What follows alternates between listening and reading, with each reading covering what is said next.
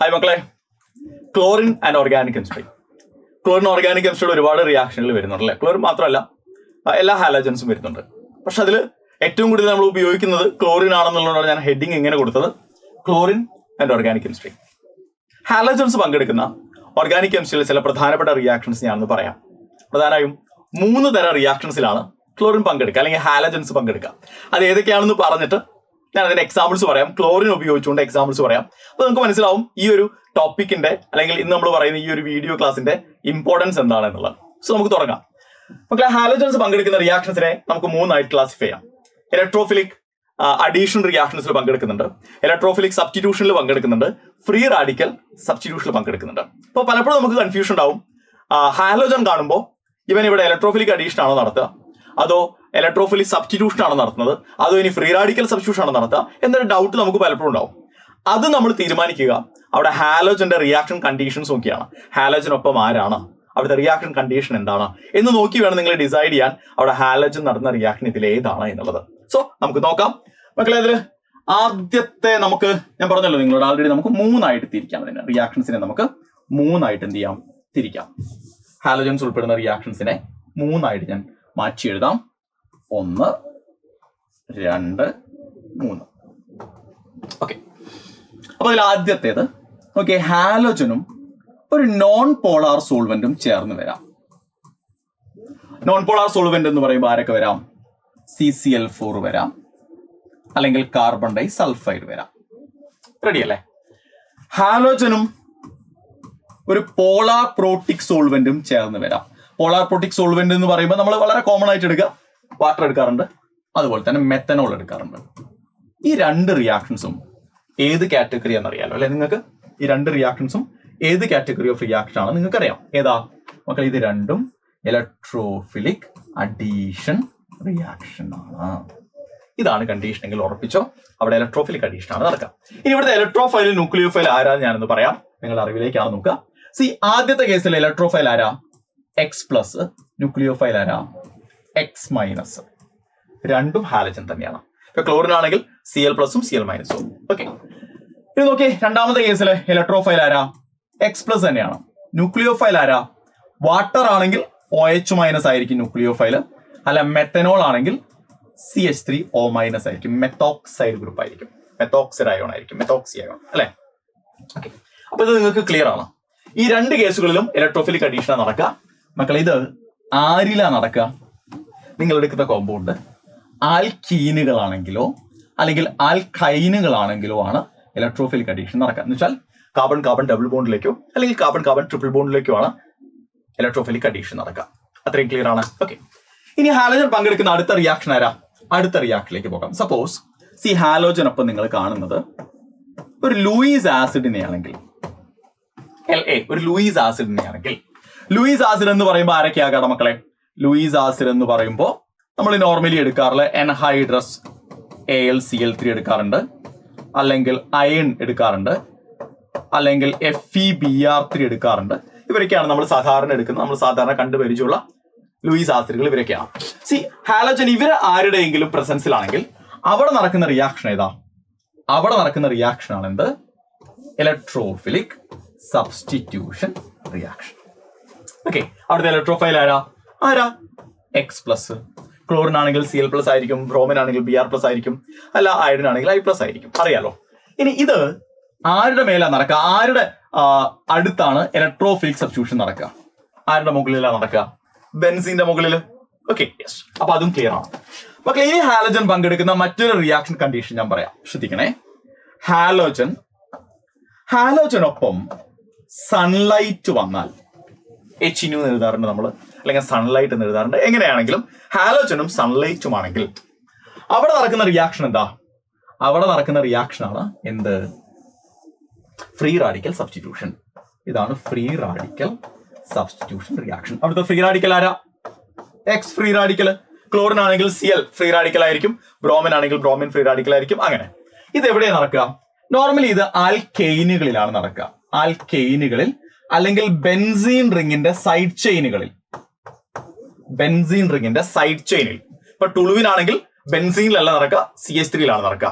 എത്തൈൽ benzene ആണെങ്കിൽ ബെൻസീനിലല്ല നടക്കുക, ബെൻസീനിൽ നടന്നാൽ അതെന്താ? ഇലക്ട്രോഫിലിക് സബ്സ്റ്റിറ്റ്യൂഷൻ ആണ്. സൈഡ് ചെയിൻ ആയ എത്തൈലിലാണ് നടക്കുക.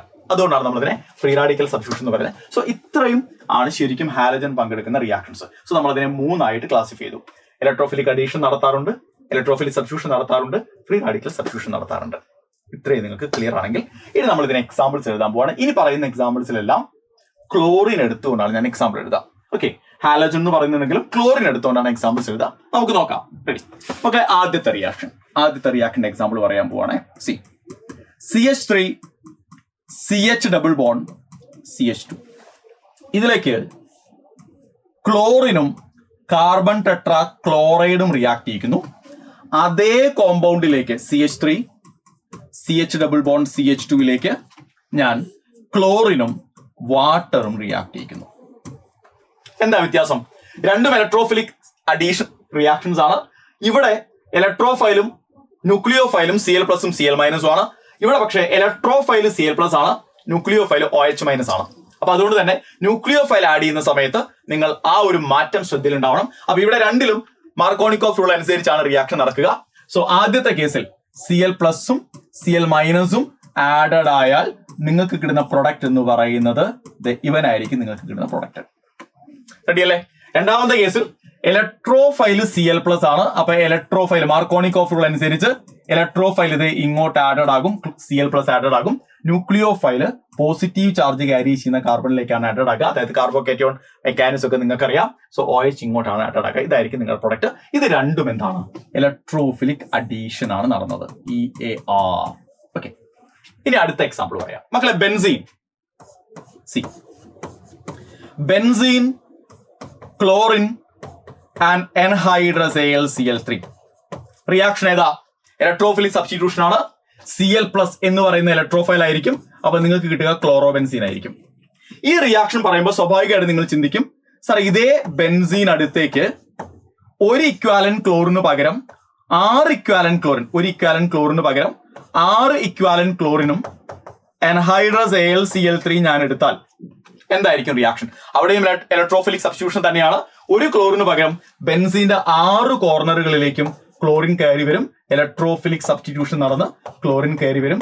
ഇവനെയാണ് നമ്മൾ എന്ത് വിളിക്കുക? ഹെക്സാക്ലോറോബെൻസീൻ. എന്താ വിളിക്കുക? ഹെക്സാക്ലോറോബെൻസീൻ. അപ്പൊ നിങ്ങൾ ചോദിക്കും, സാർ ഇതേ റിയാക്ഷനോട് നമ്മൾ വേറൊരാളെ പ്രിപ്പയർ ചെയ്യാറില്ലേ? ഉണ്ട്. ഇത് കാണുമ്പോൾ സ്വാഭാവികമായിട്ട് നിങ്ങൾക്ക് വേറൊരു റിയാക്ഷൻ ഓർമ്മ വരും മക്കളെ. ബെൻസീനിലേക്ക് എക്സസ് ആയി ക്ലോറിൻ എടുക്കുക. അവിടെ 3 ഇക്വാലന്റ് ക്ലോറിൻ ആണ്. അൾട്രാ വയലറ്റ് ലൈറ്റിന്റെ പ്രസൻസിൽ മക്കളെ ഇതിന് സിമിലർ ആയിട്ടുള്ള ഒരു റിയാക്ഷൻ നടക്കും. ഇതിന് സിമിലർ ആയിട്ടുള്ള റിയാക്ഷൻ എന്ന് പറയുമ്പോൾ അവിടുത്തെ പ്രൊഡക്റ്റ് ഒന്ന് നോട്ട് ചെയ്യണേ നിങ്ങൾ. സിമിലർ ആയ റിയാക്ഷൻ ആണെങ്കിലും കാണുമ്പോൾ നമുക്ക് സിമിലർ പ്രൊഡക്റ്റ് ആണെന്ന് തോന്നുമെങ്കിലും അങ്ങനെ സിമിലർ പ്രൊഡക്റ്റ് അല്ല. ബെൻസീൻ മാറിയിട്ട് സൈക്ലോഹെക്സൈൻ ആകും. സൈക്ലോഹെക്സൈന്റെ 6 കോർണറിലേക്ക് ക്ലോറിൻ വരും. അപ്പൊ ഇത് പഠിക്കുമ്പോൾ എപ്പോഴും നമ്മൾ ഇതും കൂടി പഠിക്കണം. കാരണം രണ്ടും പരസ്പരം മാറിപ്പോകാൻ ചാൻസ് ഉണ്ട്. ആൻഡ് ഈ റിയാക്ഷൻ പക്ഷേ എന്തല്ല? ഇലക്ട്രോഫിലിക് സബ്സ്റ്റിറ്റ്യൂഷൻ അല്ല. ഇത് രണ്ടും ഇലക്ട്രോഫിലിക് സബ്സ്റ്റിറ്റ്യൂഷൻ ആയിരുന്നു. പക്ഷെ ഇത് ഇലക്ട്രോഫിലിക് സബ്സ്റ്റിറ്റ്യൂഷൻ അല്ല. ഇതെന്താണ്? ഇത് ഫ്രീ റാഡിക്കൽ അഡീഷൻ റിയാക്ഷൻ ആണ്. നേരത്തെ നമ്മൾ പറഞ്ഞ ഈ റിയാക്ഷൻ ഇല്ല. ഇതിവിടെ പറയാനുള്ള കാരണം ഇത് പഠിക്കുമ്പോൾ സ്വാഭാവികമായിട്ട് നിങ്ങൾക്ക് കൺഫ്യൂഷൻ ഉണ്ടാവും. അതുകൊണ്ട് ഇത് പഠിച്ചു വെക്കണം. ഇവിടെ നിങ്ങൾക്ക് കിട്ടിയ പ്രൊഡക്റ്റിന്റെ പേരെന്താ?